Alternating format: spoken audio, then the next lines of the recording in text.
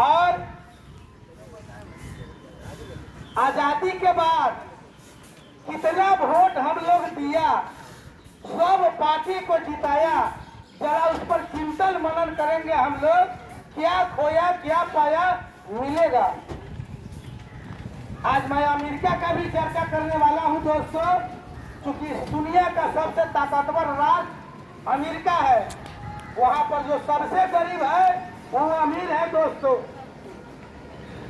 77 बरस आजादी के बाद हमारे भारत में नंगा लोग रहता है, नंगा लोग। अगर नहीं देखे हैं तो खैरी जमुनिया चलिए, आपके बगल में है दोस्तों, उसको देखिए।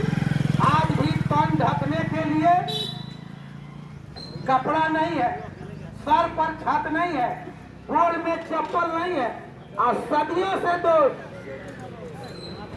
बाप मतारी बाबा दाई परबाबा पढ़ा लिखा नहीं है, दस्तखत करने का लोग नहीं आता है। ये आजाद भारत की खूब सच्चाई है दोस्तों। ये किसके कारण हुआ, कौन पार्टी हमको पीछे छोड़ा, किसने मुख्य धारा पर नहीं छोड़ा? तो पहला दोष हर हिंदुस्तानी का, हर बिहारी का है कि जब वोट आता है तो हम लोग वोट देते हैं तो चुनते कैसे हैं? सबसे पहला चुनाव करते हैं जात पर, जात पर, जात पर। जात का रसगुल्ला इतना मीठ है कि सब जात वाला खाता है, और परिणाम यह है जात वाला आपका जीत कर जाता है तो 5 साल के बाद भेंट करता है, 5 साल के बाद भेंट करता है दोस्तों, चाहे कौनो पार्टी हो। तो जब जात का रसगुल्ला खाइएगा विकास आपका नहीं होगा। जरा सोचिए, आपका बेटा आपका बेटी आज के तारीख में क्या कर रहा है, कल क्या करती थी बेटी। आज तक नीतीश जी का देन है, ये देख रहे हैं ना, साइकिल पर बेटी लोग जा रही है पढ़ने, ये नीतीश कुमार जी का देन है दोस्तों। आज हर हिंदुस्तानी को पढ़ा लिखा होना चाहिए। मोदी जी एक तरफ कहते हैं कि मैं अपने देश को सर्वश्रेष्ठ बनाऊंगा, कैसे बनाइएगा? इस मकान को देखिए, हमारे डॉक्टर साहब के मकान को, अगर बुनियाद कमजोर होगा मकान नहीं बनेगा, टिकाऊ नहीं होगा। इस देश के आधे से ज्यादा लोग नंगे पैर रहते हैं तो कपड़ा नहीं है, भरपेट भोजन नहीं है, वो हिंदुस्तान को कहां तक ले जाएगा? सोचने की बात है। आपको मैं बतला दूं, अमेरिका इतना श्रेष्ठ देश है, वहाँ देश में आज तक 2 राष्ट्रपति दलित जाति से हुए हैं। आज जो डोनाल्ड ट्रंप देख रहे हैं वो दलित है दोस्तों, इसके पहले भी दलित राष्ट्रपति हो गए। हमारे यहाँ इतनी जाति व्यवस्था है दोस्तों, किसी को मौका नहीं मिला। मुसहर तकते रह गया, बैकवर्ड तकते रह गया, फॉरवर्ड तकते रह गया, सभी को आज तक मौका नहीं मिला है दोस्तों। मैं नीतीश जी से, प्रधानमंत्री से मांग करता हूं, मेरी लड़ाई चल रही है कि अगर भारत को सबल बनाना है तो पहला काम कीजिए, ये आरक्षण को समाप्त कीजिए। और दीजिए किसको आरक्षण?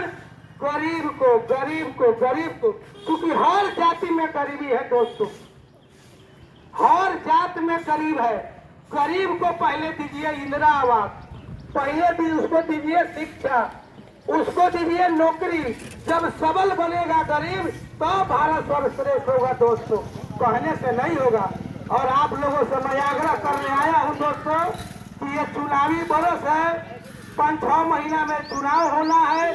जात पात पर उठिए आप लोग और कैंडिडेट का चुनाव कीजिए। देखिए मेरे हित में, मेरे लिए कौन कैंडिडेट खड़ा होगा, मेरे बेटा को, मेरे बेटी को कौन पढ़ाएगा, कौन नौकरी देगा दोस्तों। पूरे जीवन में एक आदमी एक घर नहीं बना सकता, ये भारत का सच्चाई है मेरे दोस्तों। खाते कमाते मर जाता है, ये वो वस्त्र नहीं होता है उसके देश पर। ये आजाद भारत का दुरुस्त सच्चाई है। इसलिए जात पात से उठिए हम लोग और चुनाव कीजिए। जिस नेता का बेटा बेटी सरकारी स्कूल में पढ़ता है उसको वोट देने का काम कीजिए। आज देखिए हमारे वोट पे हमारे जात वाला अपना बेटा बेटी को पढ़ाता है अमेरिका, और हमारा बेटा बेटी फुटपाथ पर घूमता है बिना चप्पल के। कौन पूछेगा इसको? आप लोगों से आग्रह मैं करने आया हूँ कि अब तो जगिए, आजादी का स्वर्ण काल होने जा रहा है। अब तो जगिए, अपने मांग को रखिए। कब जगिएगा आप? देश को अगर मजबूत करना है तो अपनी हिंदुस्तान के हर आदमी को सबल बनाइए, आर्थिक दृष्टि से बनाइए, शिक्षा के दृष्टिकोण से बनाइए, तब मजबूत भारत होगा, उसका निर्माण होगा, तब श्रेष्ठ भारत बनेगा दोस्तों। और इन्हीं सब बातों के साथ मैं अपनी वाणी को विराम देता हूँ। जय हिंद, जय हिंद। और तनी चाय दुकानदार से बोलिए, जरा बोलिएगा भारत माता की, बोलिए प्रेम से भारत माता की। मोदी के लगे हैं। हाँ, जय हिंद, जय भारत, जय हो शनिदेव महाराज। हाँ, ये अपना नहरवा पर एक शनिदेव का मंदिर हम बना रहे हैं। आइए नरेश बाबू बैठिए, आप लोग आइए, हर एक शनिवार को आप भंडारा तो लगाइए रहे।